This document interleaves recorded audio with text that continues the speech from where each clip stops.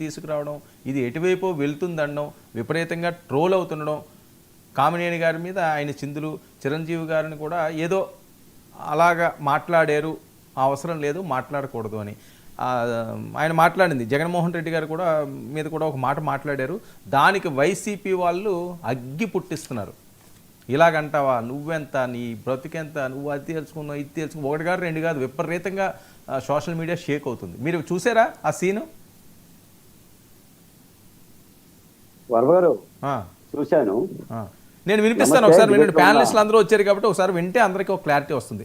ఆ బయట ప్లే చేయండి అమ్మా. అంటే కారు పోర్టుకోలోకి వెళ్ళి భార్యాభర్తలు వచ్చి ఇన్వైట్ చేసి లోన తీసుకెళ్లారు. తర్వాత సినిమా వాళ్ళ డిస్కస్ చేయాలి అంటే వాళ్ళే లిస్ట్ పంపారు.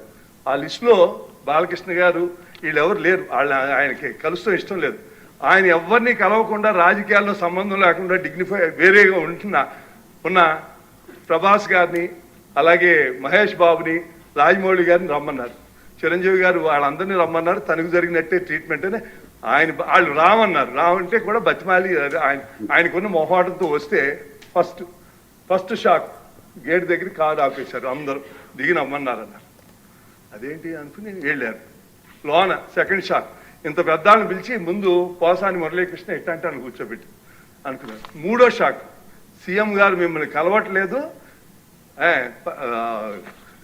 సినిమాటోగ్రఫీ మంత్రి వచ్చి మీకు చెప్తారన్నారు. అప్పుడు చిరంజీవి గారు కొంచెం గట్టిగానే, ఏంటి మీరు పిలిస్తే మేము వీళ్ళందరూ తీసుకొస్తే ఆయన రానంటారంటే వచ్చారు. వస్తే ఆయన మంచిగా పెద్దగా ఆయన ఒక రిక్వెస్ట్ చేస్తే, ఒక నిమిషం మీరు తండ్రి లాంటి వాళ్ళు సినిమా ఇండస్ట్రీని జాగ్రత్తగా చూసుకోవాలి, అది బయటికి రిలీజ్ చేసి ఎంత అవమానం చేశారండి. ఇంతకన్నా సాడిస్ట్ మెంటాలిటీకి ఇంకేం ఎగ్జాంపుల్ కావాలి? వాళ్ళని అవమానం చేయాలా? అధ్యక్ష, ఇందాక గౌరవ శాసనసభ్యులు కామినేని శ్రీనివాసరావు మాడుతూ అప్పుడు అందరూ ఇండస్ట్రీ కలవడానికి వెళ్ళినప్పుడు సైకో గారిని చిరంజీవి గారు గట్టిగా అడిగితే అప్పుడు ఈయన వచ్చాడంది అబద్ధం. గట్టిగా ఎవడు అడగలేదు అక్కడ. అది మీరు అన్నారు ఇందాక, ఏదో గట్టిగా అడిగితే ఈయన వచ్చాడు మళ్ళీ కలవడానికి, లేకపోతే ఏదో సినిమాటోగ్రఫీ మినిస్టర్ని కలవమన్నారు అని. ఏంటంటే ఐ డినై దిస్ అండి,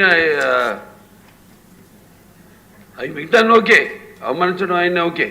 ఏదో ఆయన పెద్ద గట్టిగా చెప్తే ఆయన దిగి వచ్చాడంట కలవడానికి, లేకపోతే సినిమాటోగ్రఫీ మినిస్టర్ని కలవమన్నాడంట. మనం కూడా నాకు ఇన్విటేషన్ వచ్చింది ఇక్కడ ఫిల్మ్ డెవలప్మెంట్ ఒక లిస్ట్ తయారు చేయమని. నాది 9వ పేరు వేశారు. అది ఎవరో ఈయన నేను అడిగాను కూడా, దుర్గేష్ గారిని కూడా అడిగాను, గౌరవ సినిమాటోగ్రఫీ మంత్రి కూడా అడిగాను నేను, ఎవడో అడిగేసిందని. The respect a human being, even be opposition or us. 9వ పేరు వేశారు.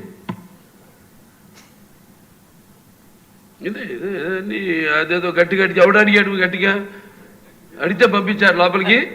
వచ్చాడు ఈడు కలవడానికి. Sorry, I want to clarify this. No, very good. ఇదండి నెక్స్ట్ ఇంకొక బ్రేకింగ్ న్యూస్ ఇప్పుడు నేను వినిపిస్తాను. ఒక్క నిమిషం అండి. ఇప్పుడు నేను బ్రేకింగ్ న్యూస్ ఒకటి వినిపిస్తాను చూడండి. చిరంజీవి గారు వినండి. చిరంజీవి గారు దీని మీద ఇప్పుడే క్లారిటీ ఇచ్చారు. అసెంబ్లీలో బాలకృష్ణ వ్యాఖ్యలపై స్పందించిన చిరంజీవి, అప్పటి సీఎం జగన్ ఆహ్వానం మేరకే ఆయన ఇంటికి వెళ్ళా, నన్ను జగన్ సాదరంగా ఆహ్వానించారు. చిరంజీవి సినీ పరిశ్రమ ఇబ్బందుల్ని జగన్కు వివరించా, సమయం ఇస్తే అందరం కలిసి వస్తామని చెప్పా. ఇది చిరంజీవి గారు ఇచ్చిన క్లారిటీ. ఒక్క నిమిషం అండి. కేఎస్ ప్రసాద్ గారు మీరు చెప్పండి దీని మీద. నెక్స్ట్ బాలకోట గారు స్పందిస్తారు. దీన్ని ఏ రకంగా చూడాలి, ఎందుకు దీన్ని పెద్ద ఇష్యూ చేస్తున్నారు, ఎవరు చేస్తున్నారు ఏంటన్నది సోషల్ మీడియాలో ఎవరు చేస్తున్నారని మనం దానికి ప్రూఫ్స్ అవి చెప్పలేము. ఎందుకంటే